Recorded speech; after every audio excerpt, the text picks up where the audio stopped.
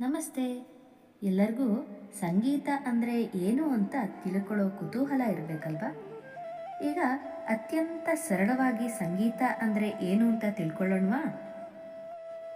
ಚಿತ್ರಕಲೆ, ಸಂಗೀತ, ನೃತ್ಯ, ಶಿಲ್ಪಶಾಸ್ತ್ರ ಇನ್ನೂ ಮುಂತಾದ 64 ಲಲಿತ ಕಲೆಗಳು ಇದ್ದಾವೆ.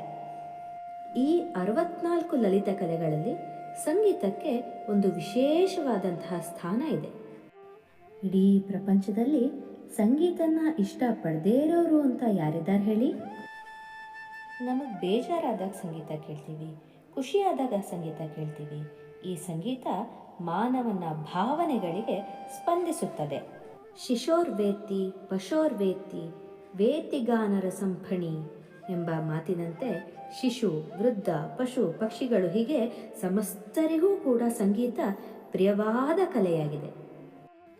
ಸುಗೀತಂ ಸಂಗೀತಂ, ಸಮ್ಯಕ್ ಗೀತಂ ಸಂಗೀತಂ ಅಂತ ನಾವು ಹೇಳ್ತೀವಿ. ಸು ಅನ್ನೋ ಶಬ್ದಕ್ಕೆ ಅರ್ಥ ಒಳ್ಳೆಯ ಅಂತ. ಒಳ್ಳೆಯ ಹಾಡಿಗೆ ಸಂಗೀತ ಅಂತ ಕರಿತೀವಿ. ಈಗ ಸಂಗೀತ ಅಂದರೆ ಏನು ಅಂತ ಗೊತ್ತಾಯ್ತಲ್ವಾ? ಸಂಗೀತ ಅಂದರೆ ಒಳ್ಳೆಯ ಹಾಡು ಅಂತ ಅರ್ಥ. ಸಂಗೀತದಲ್ಲಿ 2 ವಿಧ, ಮಾರ್ಗ ಸಂಗೀತ ಮತ್ತು ದೇಶಿ ಸಂಗೀತ. ಈ ಮಾರ್ಗ ಸಂಗೀತ ದೇವಾನುದೇವತೆಗಳು ಹಾಡ್ತಾ ಇದ್ದಂತಹ ಸಂಗೀತ. ಇದು ಈಗ ಬಳಕೆಯಲ್ಲಿಲ್ಲ. ಇದಕ್ಕೆ ಗಾಂಧರ್ವ ಗಾನ ಅಂತ ಕೂಡ ಕರೀತಾರೆ. ಆಯಾ ಪ್ರದೇಶಗಳಲ್ಲಿ ವಾಡಿಕೆಯಲ್ಲಿ ಬಂದಂತಹ ಸಂಗೀತಕ್ಕೆ ದೇಶಿ ಸಂಗೀತ ಅಂತ ಹೆಸರು.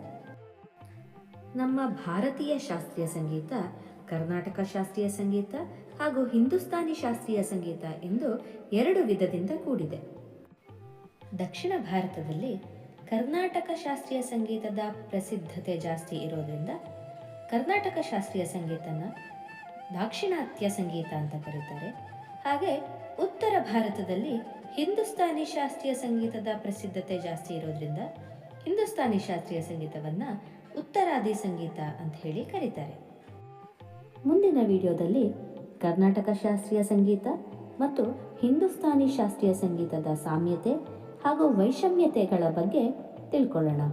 ನಮಸ್ತೆ.